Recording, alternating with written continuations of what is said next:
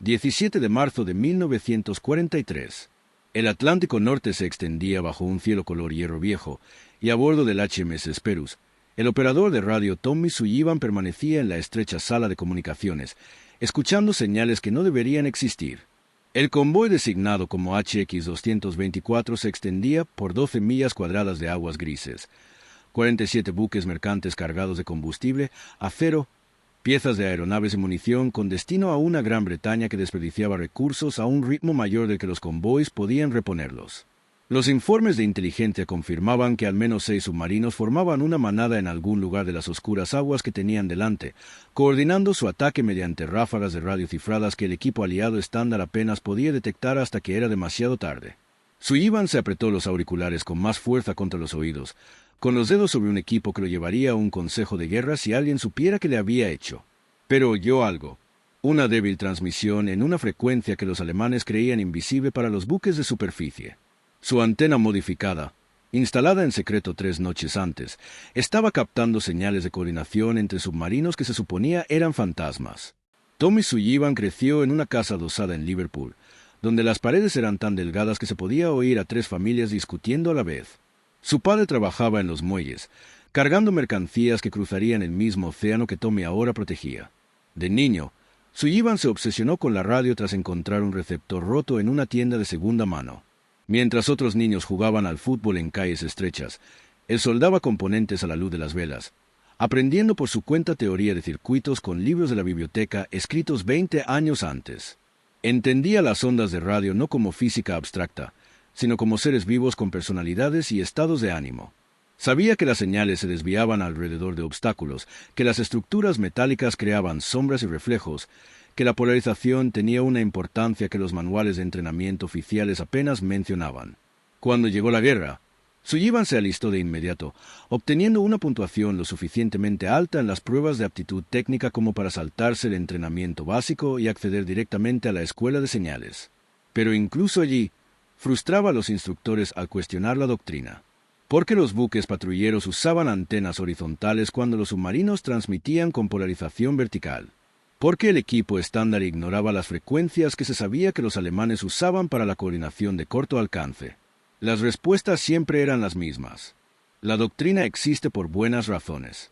El equipo estándar ha sido probado. Las modificaciones individuales crean caos. Haga su trabajo, operador. Siga el manual. Pero Tommy Sullivan había visto arder convoys. En enero, estuvo en cubierta mientras el HX-217 perdía 9 barcos en una noche, con estelas de torpedos apareciendo de la nada y escoltas apresurándose para responder después de que la matanza ya había comenzado. Uno de esos barcos transportaba al esposo de su primo, un marinero mercante que nunca regresó a casa. En febrero, el convoy SC-119 perdió 8 buques, y el propio barco de Sullivan recogió supervivientes que describieron explosiones submarinas que nunca vieron venir, submarinos disparando desde posiciones que deberían haber sido detectadas millas antes. Los informes oficiales culpaban al mal tiempo, las limitaciones de equipo y la inmensidad del océano. Pero Sullivan conocía el verdadero problema. Las fuerzas aliadas escuchaban las transmisiones de los submarinos con equipos diseñados para la comunicación en superficie, utilizando antenas horizontales que eran casi insensibles a la polarización vertical que los submarinos alemanes usaban para sus redes tácticas. Era como intentar oír un susurro con orejeras, y los hombres morían por ello. La noche del 14 de marzo, mientras el HMS Sperus atracaba en Terranova para reabastecerse, Sullivan tomó una decisión. Esperó a que el oficial de guardia desembarcara y los demás tripulantes estuvieran durmiendo o bebiendo en el puerto. Entonces subió al punto más alto accesible de la superestructura con una bobina de cable de cobre, un puñado de aislantes que había recuperado de equipos dañados y una red de adaptación casera que había construido con componentes que oficialmente no existían en su inventario. La antena de radiogoniometría estándar del barco era un bucle horizontal optimizado para objetivos de superficie. La modificación de Sullivan fue elegantemente sencilla y completamente no autorizada. Tiró una antena de cable vertical desde el tope del mástil hasta la cubierta, aislándola cuidadosamente de la estructura metálica para evitar que encallara. La antena era vertical de 1/4 de longitud de onda, cortada con precisión para las frecuencias que los submarinos alemanes utilizaban para la coordinación de las manadas de corto alcance. La conectó a través de su red de adaptación a una entrada de receptor secundaria que rara vez se utilizaba, y luego documentó cuidadosamente las frecuencias y las características de la señal que esperaba ver. La instalación completa tomó 4 horas, y cuando terminó, el HMS Sperus tenía un sistema de antena que existía en violación directa de las regulaciones de la Marina Real. Durante 2 días, Sullivan monitoreó su antena prohibida mientras cumplía con sus tareas habituales con el equipo estándar. Al principio no oyó nada inusual, solo ruido atmosférico y tráfico comercial lejano. Pero en la mañana del 17 de marzo, mientras el convoy HX-224 se formaba e iniciaba su viaje hacia Gran Bretaña, el receptor modificado cobró vida. Breves ráfagas de código Morse en frecuencias que el equipo estándar no podía captar correctamente. El alemán de Sullivan funcionaba, aprendido de transmisiones interceptadas e interrogatorios de prisioneros. Estas señales eran actualizaciones tácticas, formación de una manada de lobos, informes de contacto, estimaciones de posición. Los submarinos estaban coordinando un ataque, y estaban mucho más cerca de lo que nadie creía. Sullivan se enfrentaba a una decisión imposible: informar de lo que oía y admitir modificaciones no autorizadas del equipo, con el consiguiente castigo y la posibilidad de sabotear la información antes de que pudiera ser verificada, o permanecer en silencio y ver cómo el convoy se dirigía a una emboscada. Optó por un camino intermedio. Se acercó al oficial de guardia con un informe cuidadosamente redactado. Posibles transmisiones submarinas detectadas en el equipo secundario. Rumbo aproximado 270. El alcance es incierto, pero la intensidad de las señales sugiere proximidad. No mencionó la antena modificada ni cómo recibía señales que no deberían ser detectables. El oficial se mostró escéptico, pero profesional. El equipo estándar de radiogoniometría no mostraba nada inusual. Los contactos del sonar fueron negativos. Sin embargo, las órdenes vigentes exigían investigar cualquier posible actividad submarina, por lo que el comandante de escolta envió 2 corbetas para rastrear el rumbo reportado mientras el convoy modificaba ligeramente su rumbo hacia el sur. Sullivan regresó a su puesto, sin dejar de monitorear tanto el equipo estándar como su antena secreta. Lo que escuchó durante las 2 horas siguientes confirmó sus peores temores.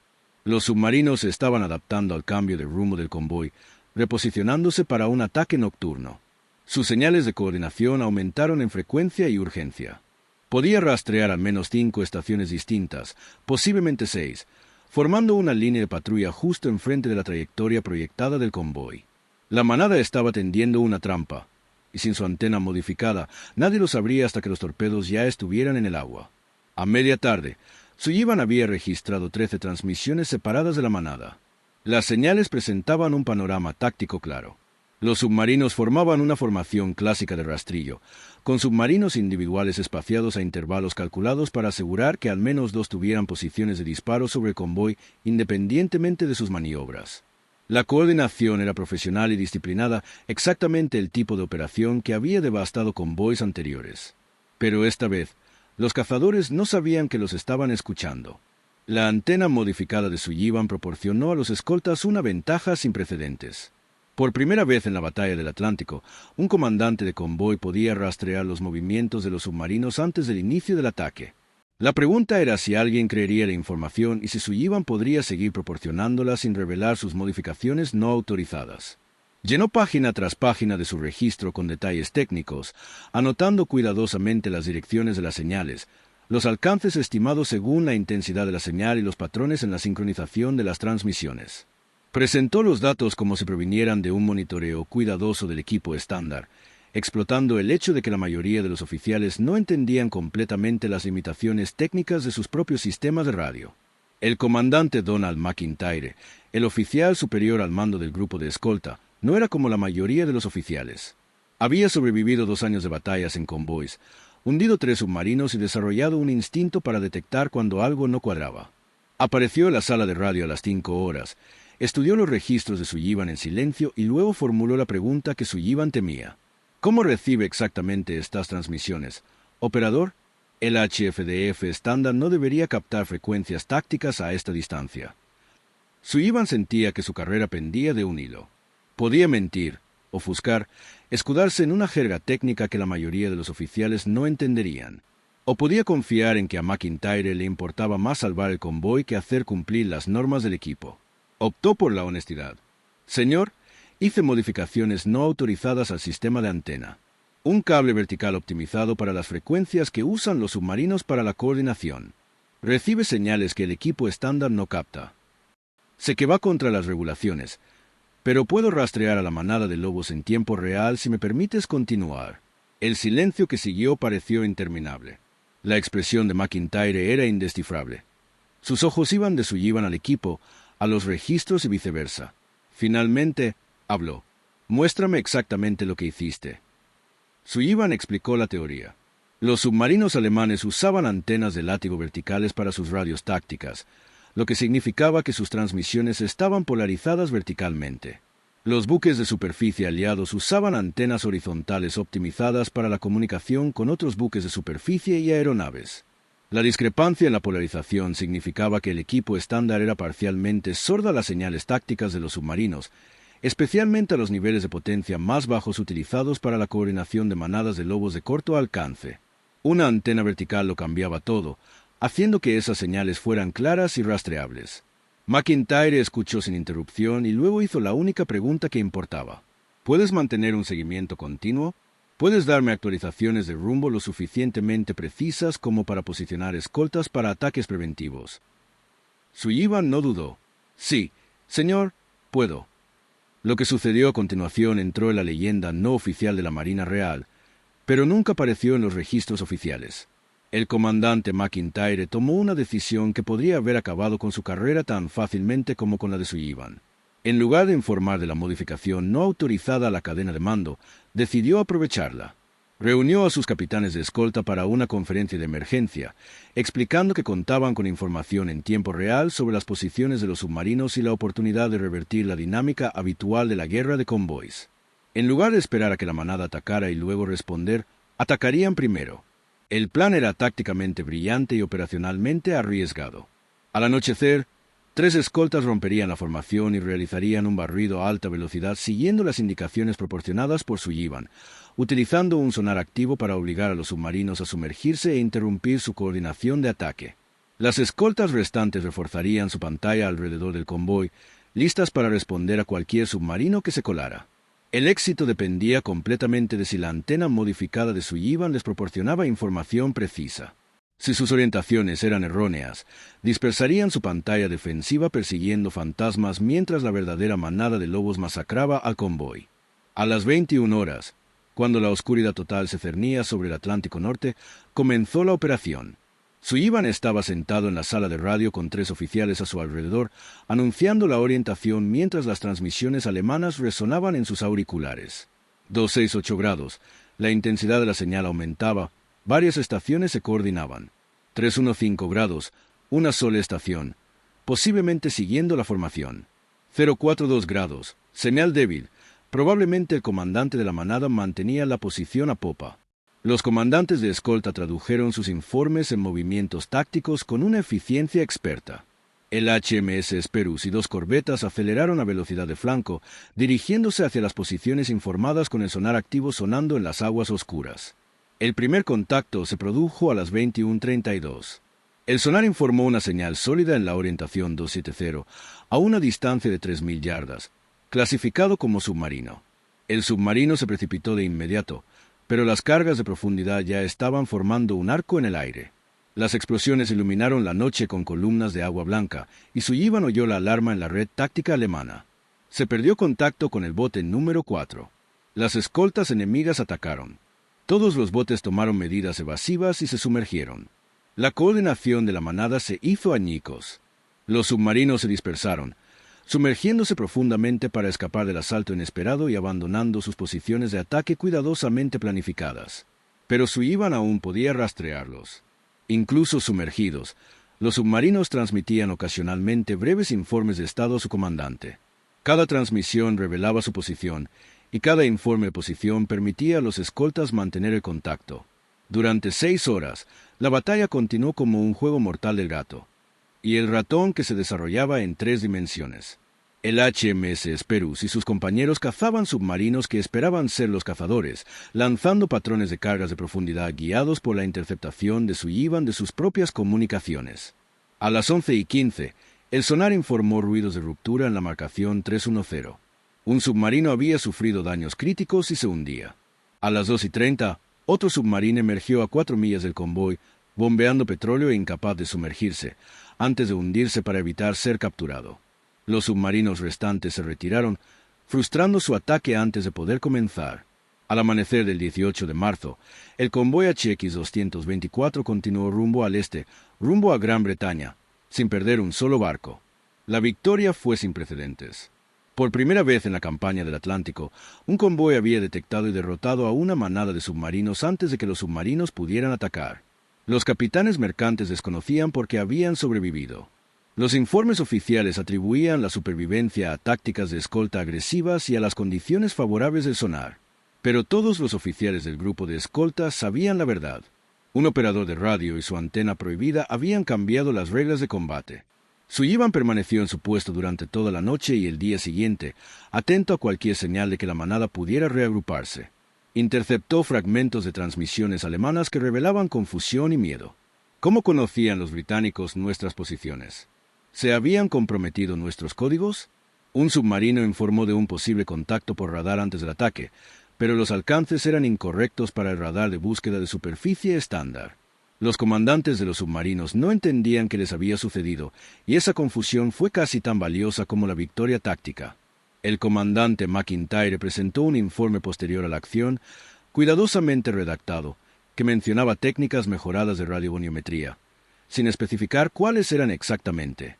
Recomendó que Sullivan recibiera una distinción por el excepcional desempeño de sus funciones, pero no mencionó la modificación no autorizada de la antena. El informe ascendió en la cadena de mando y, en cuestión de semanas, los oficiales de inteligencia de señales comenzaron a visitar discretamente los buques de escolta para discutir métodos mejorados de detección de comunicaciones tácticas submarinas. Sullivan se encontró dando conferencias no oficiales sobre teoría de antenas y polarización a operadores de radio a quienes se les había inculcado que la doctrina era inamovible. Explicó sus modificaciones una docena de veces a los oficiales, quienes le hicieron preguntas minuciosas mientras tomaban notas detalladas. Nadie aprobó oficialmente lo que había hecho, pero tampoco nadie le ordenó retirar la antena vertical. Permaneció en su lugar y el HMS Sperus continuó demostrando una asombrosa capacidad para detectar submarinos antes de que atacaran. Para abril, otros 3 buques de escolta habían instalado discretamente antenas verticales similares. Para mayo, la modificación se difundía entre los grupos de escolta como un boca a boca que existía fuera de los canales oficiales. Los operadores de radio se comunicaban entre sí durante las escalas en puerto, compartiendo diagramas de circuitos y técnicas de instalación. Los oficiales que comprendían el valor de la ventaja táctica hacían la vista gorda ante la aparición de modificaciones no autorizadas en sus buques. La doctrina oficial de la Marina Real Británica no cambió, pero la realidad del equipo que se utilizaba en el mar divergía significativamente de lo que especificaban los manuales. La improvisación de Sullivan se estaba convirtiendo en práctica habitual a través de una red informal de operadores y comandantes que confiaban en los resultados empíricos por encima de los procedimientos institucionales. El impacto en la batalla del Atlántico fue medible. Las pérdidas de convoys en el Atlántico Norte disminuyeron significativamente en la primavera y el verano de 1943. Los comandantes de submarinos alemanes informaron de una creciente dificultad para coordinar los ataques, y los buques de escolta aparecían en sus posiciones antes de que pudieran desarrollarse. La inteligencia aliada interceptó las comunicaciones navales alemanas que discutían la posible vulneración de los códigos y frecuencias tácticos, pero los alemanes nunca identificaron el verdadero problema. No podían imaginar que sus elecciones de polarización habían creado una vulnerabilidad que un solo operador de radio creativo había aprendido a explotar. En junio, Sullivan fue transferido discretamente a una unidad de inteligencia de señales en Londres. Las órdenes de transferencia mencionaban su experiencia técnica y su valor como instructor, pero la verdadera razón era sacarlo de un buque de combate antes de que alguien en la burocracia detectara el equipo irregular y comenzara a hacer preguntas formales. En Londres, trabajó con ingenieros y oficiales de inteligencia para perfeccionar el concepto de antena vertical, desarrollando diseños mejorados que pudieran aprobarse oficialmente y desplegarse ampliamente. A finales de 1943, se construían nuevos buques de escolta con antenas de radiogoniometría vertical como equipo estándar, aunque la documentación oficial evitó cuidadosamente mencionar que el diseño se originó con una modificación de campo no autorizada. La doctrina finalmente se había adaptado a la realidad, pero la memoria institucional olvidó convenientemente cómo se creó esa realidad. Sullivan entrenó a docenas de operadores de radio en las nuevas técnicas, enseñándoles a escuchar las señales que el equipo estándar había sido diseñado para ignorar. Explicó la teoría de la polarización y el diseño de antenas a hombres que llevarían esos conocimientos al mar y los utilizarían para salvar convoys. Pero su propio papel en el desarrollo de esas técnicas nunca fue reconocido oficialmente. Las estadísticas contaban la historia que los informes individuales ocultaban. En el primer trimestre de 1943, antes de que la modificación de Sullivan se extendiera por la flota, los submarinos hundían una media de 50 buques mercantes al mes en el Atlántico Norte. Para el tercer trimestre, tras la generalización de las mejoras en la radiogoniometría, esa cifra se había reducido a menos de 20 buques al mes. Los submarinos estaban perdiendo la batalla del Atlántico, y una de las razones era una antena que había comenzado como un experimento no autorizado de un operador de radio que cuestionaba por qué las cosas debían hacerse como siempre se habían hecho. La inteligencia naval alemana nunca comprendió del todo que había cambiado. Sabían que las escoltas de convoys aliadas habían mejorado notablemente la detección de submarinos, pero lo atribuyeron a las mejoras en la tecnología de radar y sonar. Nunca se dieron cuenta de que sus propias comunicaciones tácticas, que creían seguras debido a la discrepancia de polarización con el equipo enemigo, se habían vuelto transparentes una vez que a alguien se le ocurrió instalar la antena adecuada. Tommy Sullivan regresó a Liverpool después de la guerra y trabajó como técnico de radio para la BBC. Nunca habló de su servicio en tiempos de guerra, salvo en términos muy vagos, y nunca recibió reconocimiento oficial por cambiar el curso de la batalla del Atlántico. La recomendación del comandante McIntyre fue archivada discretamente, probablemente porque aprobarla implicaría reconocer la modificación no autorizada que la hizo necesaria. El nombre de Sullivan no aparecía en ninguna historia, ningún informe oficial de operaciones de convoys ni ninguna retrospectiva técnica sobre inteligencia de señales. Las antenas de radiogoniometría verticales que se convirtieron en estándar en los buques de la Marina Real Británica se atribuyeron a equipos de ingeniería y comités técnicos, sin mencionar al operador que había tendido por primera vez un cable desde un tope de mástil en un puerto de Terranova mientras su barco se encontraba en reacondicionamiento. La Marina institucional había absorbido su innovación y borrado su contribución, un patrón repetido innumerables veces a lo largo de la historia militar cuando la iniciativa individual entraba en conflicto con la preferencia burocrática por un desarrollo ordenado. Pero entre los operadores de radio y los especialistas en inteligencia de señales, la historia de Sullivan sobrevivió como tradición oral. Los veteranos contaban a los nuevos reclutas sobre el operador que desobedeció las normas y salvó un convoy, sobre el comandante que tuvo el coraje de explotar información no autorizada en lugar de suprimirla, sobre la noche en que los cazadores se convirtieron en presas porque a alguien se le ocurrió poner una antena en vertical. Estas historias tenían un propósito que iba más allá de la nostalgia. Enseñaban lecciones importantes sobre la diferencia entre seguir la doctrina y cumplir la misión, sobre cuándo se debían quebrantar las reglas y cuándo se debían romper, sobre el valor de la comprensión técnica y la resolución creativa de problemas. Puede que las historias oficiales no mencionen a Tommy Sullivan, pero la cultura informal de las comunicaciones navales mantuvo vivo su legado. Su enfoque de la radiogoniometría influyó en la forma en que generaciones de operadores concebían sus equipos, animándolos a comprender no solo cómo usar los sistemas, sino también por qué funcionaban, cómo lo hacían y cómo podían mejorarse. El principio técnico que Sullivan explotó se convirtió en conocimiento estándar en inteligencia de señales. El desajuste de polarización se enseña ahora en todos los cursos de comunicaciones militares como una vulnerabilidad potencial que los adversarios podrían crear mediante la elección de equipos. Los sistemas modernos de radiogoniometría utilizan múltiples polarizaciones de antena específicamente para evitar la ceguera que Sullivan identificó en los equipos de la Segunda Guerra Mundial. La antena vertical que improvisó ha evolucionado hasta convertirse en sofisticados conjuntos que pueden monitorear simultáneamente múltiples polarizaciones y frecuencias, proporcionando una cobertura completa del espectro electromagnético. Pero la idea fundamental sigue siendo la misma: comprender cómo se comunica el enemigo y construir equipos optimizados para interceptar esas comunicaciones proporciona una ventaja táctica decisiva. Sullivan comprendió esto intuitivamente en 1943, años antes de que se convirtiera en doctrina formal. El coste humano de la innovación de Sullivan es imposible de calcular con precisión, pero se pueden hacer estimaciones aproximadas. El convoy HX-224 transportaba 47 buques mercantes con aproximadamente 2.000 tripulantes y pasajeros. Si hubiera sufrido pérdidas similares a las de convoys anteriores atacados por manadas de tamaño comparable, probablemente habría perdido entre 8 y 12 buques, con bajas de entre 300 y 500 hombres. La antena de Sullivan evitó esa pérdida por completo. A medida que su modificación se extendió a los grupos de escolta durante los meses siguientes, la reducción de las pérdidas de convoy salvó miles de vidas adicionales. Marineros mercantes que lograron regresar a casa en lugar de ahogarse en petróleo hirviendo. Personal naval que sobrevivió gracias a que sus escoltas detectaron submarinos antes de que se dispararan los torpedos. Incluso las tripulaciones de submarinos alemanes se vieron afectadas, ya que el aumento de la tasa de detección obligó a los submarinos a permanecer sumergidos durante más tiempo, lo que redujo su eficacia. En última instancia, contribuyó a la derrota de la campaña submarina. Una antena, una decisión creativa, que tuvo un impacto en la guerra que nunca aparecería en las estadísticas oficiales de bajas. La historia de Tommy Sullivan y su antena prohibida arroja luz sobre una tensión persistente en las organizaciones militares. La doctrina existe por buenas razones.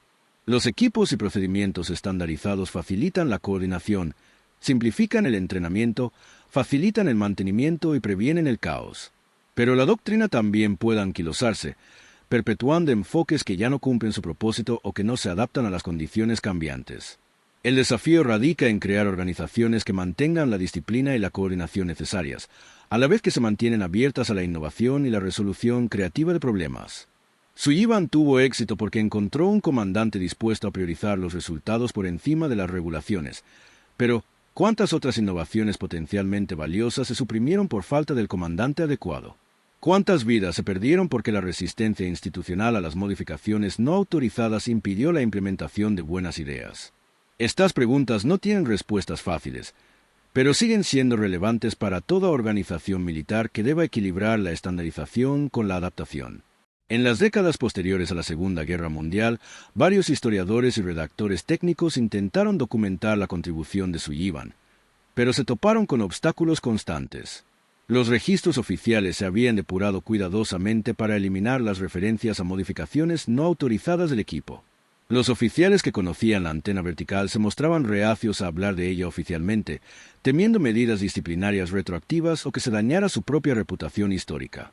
El propio Sullivan rechazó la mayoría de las solicitudes de entrevista, incómodo con la atención y quizás consciente de que hablar de sus acciones durante la guerra podría causar problemas a quienes lo habían protegido. Para cuando se intensificó la investigación histórica seria sobre las operaciones de convoys en las décadas de 1980 y 1990, muchos de los participantes clave habían fallecido, y la tradición oral que preservaba la historia de Sullivan era fragmentaria y contradictoria. Algunos relatos le atribuían el rescate de docenas de convoys. Otros sugerían que su papel había sido exagerado. La verdad, como siempre, se encontraba en un punto intermedio, pero precisar los detalles exactos resultó imposible. Lo que sigue siendo innegable es que las operaciones de convoys aliados mejoraron drásticamente en la primavera y el verano de 1943, que la radiogoniometría mejorada jugó un papel importante en dicha mejora, y que esta radiogoniometría mejorada implicó antenas verticales que no formaban parte del equipo estándar anteriormente en la guerra. Alguien desarrolló ese enfoque. Alguien se dio cuenta primero de que la discrepancia de polarización estaba creando una vulnerabilidad en el equipo estándar. Alguien construyó la primera antena vertical improvisada y demostró su funcionamiento. La evidencia, aunque fragmentaria, señala a Tommy Sullivan como esa persona, un operador de radio común y corriente con un conocimiento extraordinario de su equipo y la valentía de actuar conforme a ese conocimiento, incluso cuando eso implicaba infringir las regulaciones.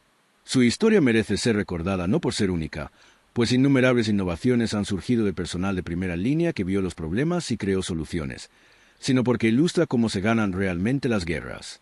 No solo mediante una gran estrategia y la producción industrial, sino mediante la creatividad individual, la comprensión técnica y la disposición a desafiar las suposiciones.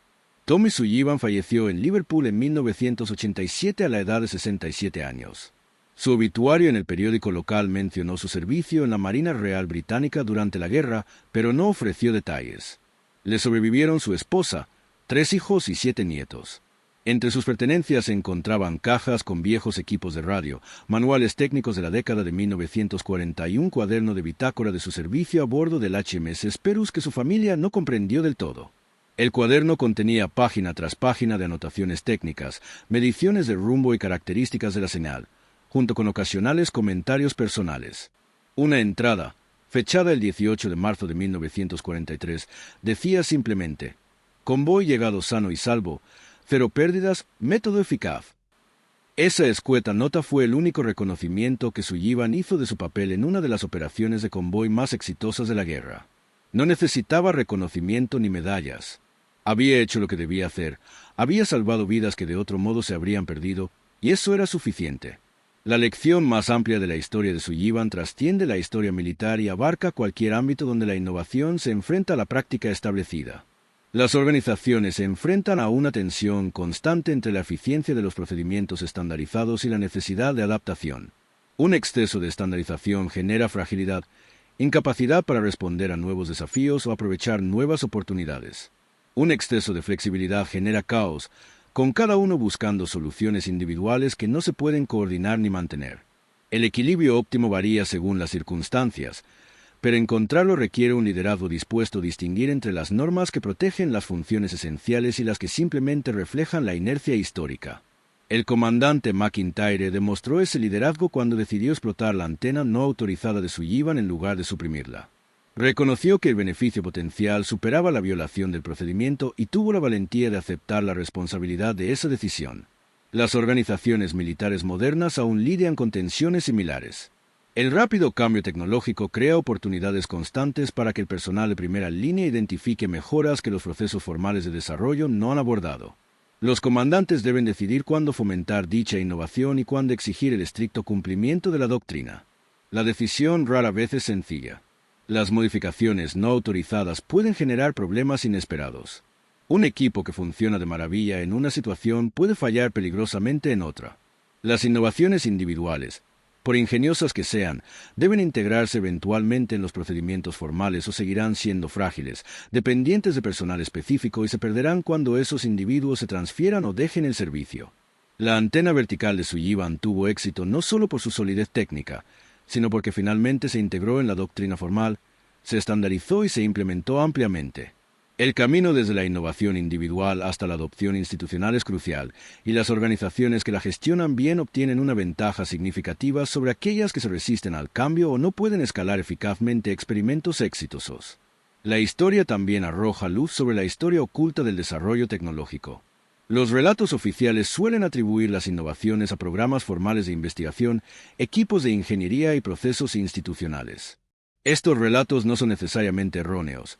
El desarrollo formal es esencial para refinar ideas y producir equipos fiables a gran escala, pero son incompletos.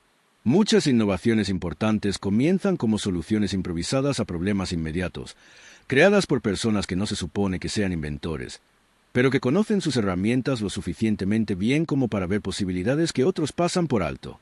El sistema formal adopta entonces estas soluciones, a menudo sin reconocer sus orígenes, y los contribuyentes individuales desaparecen de la historia.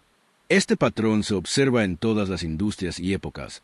El mecánico que modifica un motor y mejora su rendimiento, la enfermera que desarrolla una mejor técnica para el tratamiento de heridas, el programador que escribe una utilidad que se convierte en infraestructura esencial. Estos contribuyentes rara vez reciben reconocimiento, pero su impacto moldea la trayectoria de la evolución tecnológica y procedimental. Tommy Sullivan representa a todos los innovadores no reconocidos cuyo trabajo hizo posible la victoria en la Segunda Guerra Mundial. El ingeniero que mejoró la transmisión de un tanque. El piloto que desarrolló un nuevo enfoque táctico. El oficial de logística que encontró la manera de acelerar la carga. El obrero que sugirió una mejora en la fabricación. Individualmente, estas contribuciones podrían parecer menores. En conjunto, proporcionaron la ventaja que determinó los resultados. Las guerras se ganan no solo con una estrategia o recursos superiores, sino con la ventaja acumulada de miles de pequeñas mejoras, la mayoría de las cuales nunca aparecen en las historias oficiales. La historia de Sullivan sobrevivió a través de la tradición oral porque fue lo suficientemente dramática como para ser memorable. Una sola antena que salvó un convoy entero crea una narrativa convincente, pero innumerables historias similares se perdieron simplemente por carecer de esa claridad dramática. ¿Cuántas otras innovaciones desaparecieron porque funcionaron discretamente, previniendo desastres que nunca ocurrieron en lugar de propiciar victorias visibles? En definitiva, la antena prohibida que Tommy Sullivan colgó del mástil del HMS Esperus representa algo más que una simple modificación técnica en el equipo de un barco. Representa la eterna lucha entre la innovación y el procedimiento, entre la iniciativa individual y el control institucional, entre cómo se han hecho las cosas siempre y cómo podrían mejorarse. Las organizaciones militares, quizás más que cualquier otra institución, deben sortear esta tensión constantemente. Requieren una disciplina estricta y procedimientos estandarizados para funcionar eficazmente en el caos del combate, pero también requieren adaptación e innovación para responder a las amenazas y oportunidades cambiantes. Las organizaciones que triunfan son aquellas que logran fomentar ambas, manteniendo la disciplina necesaria y permaneciendo abiertas a la mejora. La historia de Sullivan demuestra lo que se puede lograr cuando se logra ese equilibrio, cuando se empodera a las personas creativas en lugar de reprimirlas, y cuando los líderes tienen la sabiduría de reconocer el valor incluso cuando llega por canales no autorizados. La antena vertical en sí era algo simple, solo cable de cobre y aisladores dispuestos en una configuración que la doctrina estándar había pasado por alto, pero la simplicidad no le resta importancia. Algunas de las innovaciones más significativas de la historia han sido elegantemente simples, obvias en retrospectiva, pero invisibles hasta que a alguien se le ocurrió analizar un problema familiar desde una perspectiva diferente. Sullivan analizó la detección de submarinos y se preguntó por qué los equipos aliados estaban optimizados para una polarización incorrecta. La respuesta a esa pregunta, y su disposición a actuar a pesar de las regulaciones, cambiaron la batalla del Atlántico de maneras que la historia oficial nunca ha reconocido por completo. 47 buques mercantes llegaron a Gran Bretaña sanos y salvos porque un operador de radio comprendía la teoría de antenas mejor que quienes escribieron la doctrina. Sobrevivieron 2.000 hombres que podrían haber muerto. Miles de toneladas de suministros vitales llegaron intactas. El impacto se extendió a través del esfuerzo bélico de maneras que nunca se pudieron rastrear por completo. Tommy Sullivan nunca buscó reconocimiento por lo que hacía. Al parecer, se sentía incómodo con la atención y prefería que su trabajo hablara por sí solo. En ese sentido, era un ejemplo típico de su generación. Hombres y mujeres que soportaron circunstancias extraordinarias y realizaron contribuciones notables sin esperar recompensas ni reconocimiento. Hacían lo que había que hacer porque era necesario, y esa era suficiente motivación. A los observadores modernos a veces les cuesta comprender esa mentalidad, viviendo como vivimos en una época que enfatiza el logro personal y el reconocimiento individual. Pero la perspectiva de Sullivan se basaba en valores diferentes. El convoy que llegaba a Gran Bretaña importaba. Las vidas salvadas importaban. No importaba si su nombre aparecía en informes o en historias. Esa actitud, multiplicada por millones de personas, permitió la victoria aliada en la Segunda Guerra Mundial. No se trataba de poses heroicas ni sueños de gloria, sino de una serena competencia y determinación para cumplir las tareas necesarias sin importar el reconocimiento.